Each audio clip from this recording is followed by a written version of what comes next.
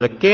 اللہ نے سب سے پہلی بات یہ کہی ہے کہ جو خدا کے قریب ہیں، فرشتے ہیں یا انسان، لا یستکبرون، متکبر نہیں، مغرور نہیں، اتنی انکساری، اتنی عبدیت اور اتنی عاجزی، جیسے یہ لوگ اس میں رنگ گئے ہوں، جیسے کسی نے ڈبو کے انہیں نکال دیا ہو۔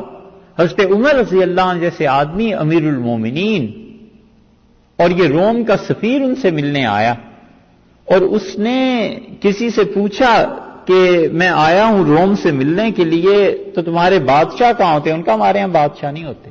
اس نے کہا اس کا محل، ان کا کوئی محل نہیں۔ اس کا کہاں مل سکتا ہوں؟ اس نے کہا مسجد میں چلے جاؤ، اور میں نے ابھی دیکھا تھا حضرت عمر رضی اللہ عنہ کے متعلق، اس نے کہا وہ لیٹ رہے تھے، سو رہے تھے، تم چلے جاؤ ابھی۔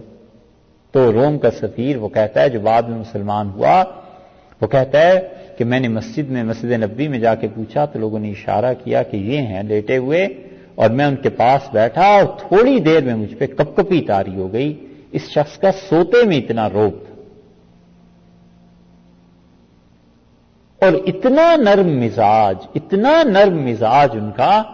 حضرت عمر رضی اللہ عنہ خود اپنے متعلق فرماتے تھے کہ لوگوں کو پتہ نہیں ہے میں ان کے متعلق کتنا نرم ہوں، اور اگر انہیں پتہ چل جائے تو یہ میرے کندھے پہ جو چادر ہے نا، یہ بھی اتار کر بھاگ جائیں۔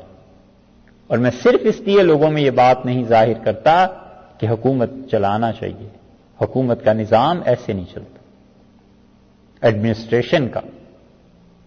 اور حال یہ کہ ابی بن کعب رضی اللہ عنہ کہتے ہیں کہ میں امیر المومنین رضی اللہ عنہ کے ساتھ مسجد نبوی سے نکلا، اور میں نے کہا، ایک عورت آئی بڑھیا، اور کہنے لگی عمر میری بات سنو۔ تو حضرت عمر رضی اللہ عنہ نے کہا اچھا چلو، کیا سناؤ؟